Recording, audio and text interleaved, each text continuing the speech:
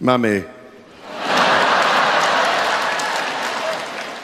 Before he became king, Charles showed the world he was first and foremost a devoted son. When Queen Elizabeth II passed away, the world paused. A 70-year reign had ended and a new one began. But beyond the throne, King Charles inherited something else. Private castles, priceless heirlooms, historic duties. Some items are lavish, others deeply personal. Together, they tell the story of a monarchy and a mother's legacy. Like, subscribe, and tell us which inheritance surprised you most in the comments. Number 1. Balmoral Castle. Nestled in the Scottish Highlands, Balmoral was never just a castle. It was the Queen's escape, where she found peace on horseback, among heather-covered hills, far from palace walls. It's where she laughed, rested, and quietly passed. Now it belongs to Charles, along with 50,000 acres and every quiet echo of the woman who once ruled there. Number 2. Sandringham House. She never called it a palace, just home.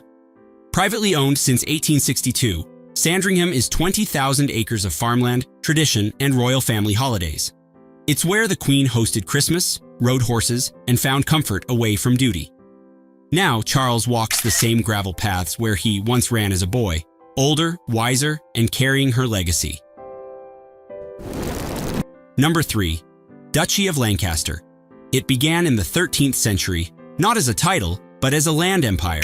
Today, it spans over 44,700 acres across England and Wales, equivalent to stacking Big Ben more than 2,000 times. Farms, castles, urban estates, even entire villages, still generate income directly for the reigning monarch. It's called the Duchy of Lancaster, a private estate quietly bringing in over £27 million a year to fund the king's official duties. Number 4. Jewelry collection. The Queen's private jewelry collection includes over 300 pieces, from glittering tiaras to intimate family brooches. There's the Queen Mary Fringe tiara, made from a necklace worn on her wedding day, and the Cullinan III and IV brooch, cut from the largest diamond ever found on Earth. These jewels have seen coronations, wartime evacuations, and royal weddings. Now they rest in Charles's and Queen Camilla's care. Number 5. Private art collection. Some masterpieces hang in museums. These hang in silence behind palace walls, seen only by royals, dignitaries, and history itself. The Queen's private collection includes works by Rembrandt, Leonardo da Vinci, and Van Dyck. Now, it's Charles's to protect. Not to sell, not to flaunt, just to preserve, like a hidden heartbeat of royal heritage. Number 6. Investment portfolio. She rarely spoke of money, but quietly managed a fortune worth over $500 million. Stocks, bonds, blue-chip holdings, even offshore trusts in Bermuda and the Caymans built a portfolio shaped by legacy, not luxury. Now, King Charles inherits that financial empire, boosting his personal wealth to over £610 million. Not flaunted, not flashy, just faithfully, royally preserved. Number 7. Racehorses. The late Queen didn't just admire them, she memorized their bloodlines, temperaments, and training. The Queen was a true equestrian, winning over 1,800 races in her lifetime. Now her prized thoroughbreds belong to Charles. Each gallop carries not just prestige, but her passion. It's like inheriting Iron Man's armor, only it breathes, runs, and remembers the woman who adored them. Number 8. Stamp. They're small, but they tell colossal stories. The Queen's stamp collection, started by King George V, spans centuries of history, war, and empire. Some are worth more than gold, others priceless for what they represent. Now, Charles inherits one of the world's greatest philatelic treasures, quiet, beautiful, and timeless windows into a monarchy's rise, reign, and remembrance. Stay around to see the homes, the secrets, and the sacred trust the Queen left behind, hidden far from public view. You won't want to miss what comes next. Number 9. Birkhall Estate. Tucked beside Balmoral, Birkhall was a gift from the Queen Mother to her grandson. Charles spent decades shaping it into a retreat, quiet, green, deeply personal.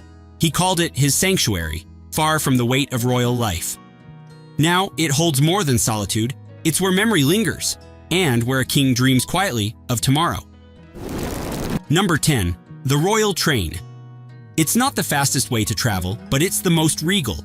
The royal train has carried monarchs since Queen Victoria, with Charles riding it for decades. Polished interiors, a private bedroom, even a bath on rails. Now, it's his to command. A moving symbol of tradition, where every journey whispers royal history at 70 miles per hour. Number 11. Clarence House. For over 2 decades, Clarence House has been more than a royal residence. It's been Charles's family home. He raised his sons here, met dignitaries, and lived quietly before the weight of the crown. Now, as king, Buckingham Palace awaits. Whether he stays or says goodbye, Clarence holds memories no throne room ever could. Number 12. Royal Collection Trust. It holds over 1 million treasures, paintings, tapestries, swords, scrolls, and more. From Leonardo da Vinci sketches to Henry VIII's armor, this is the monarchy's living archive. Charles doesn't own a single piece, but he is their guardian now, keeper of beauty, history, and the soul of a nation that spans centuries of kings and queens. Number 13. Crown Estate Oversight. Worth over £15 billion, the Crown Estate includes everything from London's Regent Street to ancient forests and offshore wind farms. Charles doesn't own it and can't sell it. But as monarch, he manages it for the nation. It's power without profit. A centuries-old system where wealth is held in trust, and leadership means stewardship, not ownership. Number 14. Sovereign Grant. The Sovereign Grant funds the modern monarchy, from fixing palace roofs to paying footmen and fueling royal tours. It's public money, drawn from Crown Estate profits and reviewed every year. Charles receives it not as luxury, but as duty.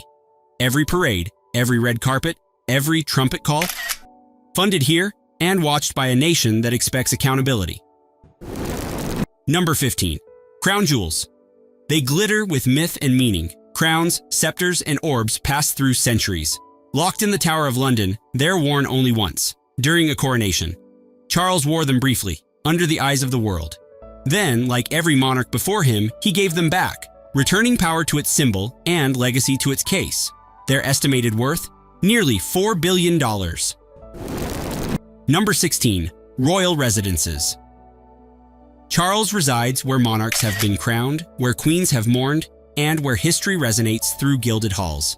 Buckingham Palace boasts 775 rooms and spans over 830,000 square feet, serving as the monarch's official London residence.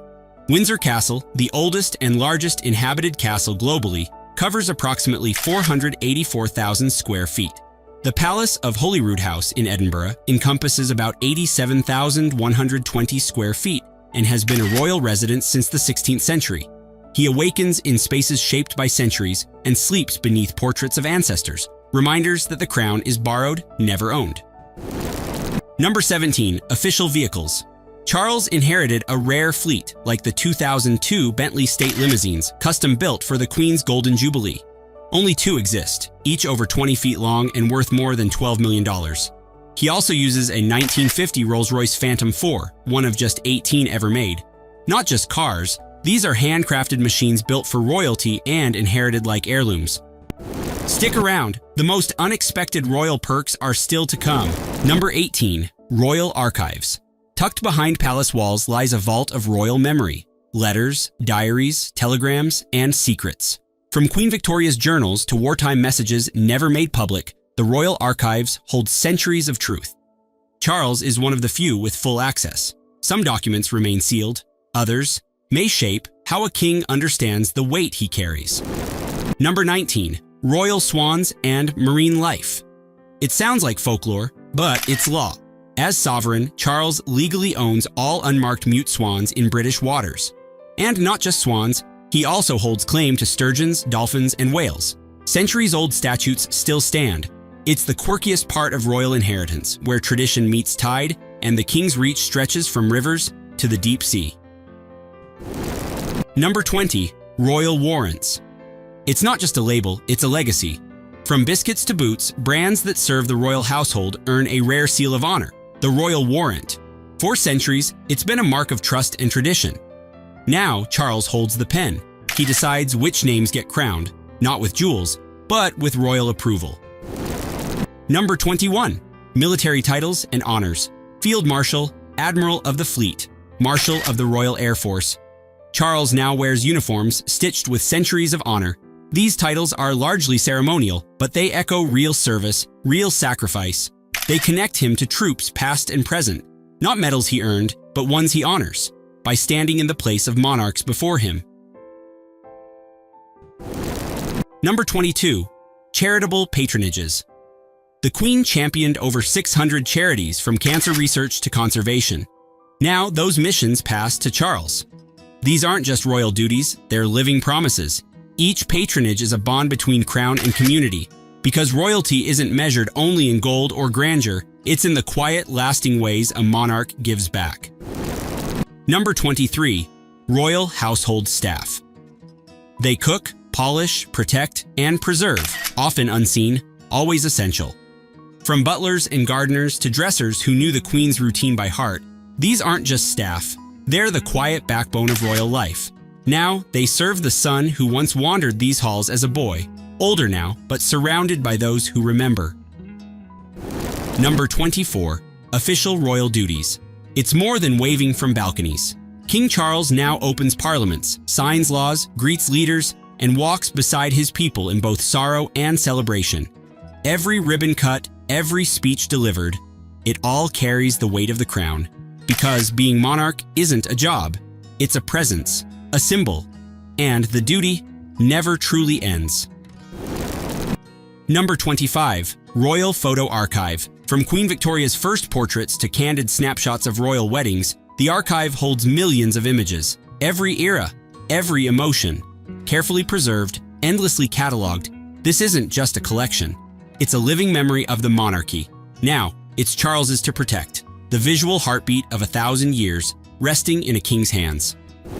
He didn't just inherit a crown, he inherited memories, responsibilities, and the silent weight of centuries. Some treasures glitter, others carry grief, but all of them passed from one sovereign to the next. If this walk through royal legacy gave you a new perspective, subscribe to the White Channel, and drop your favorite inheritance in the comments below. And don't go far, because the next video, let's just say, not all royal traditions are kept behind palace doors.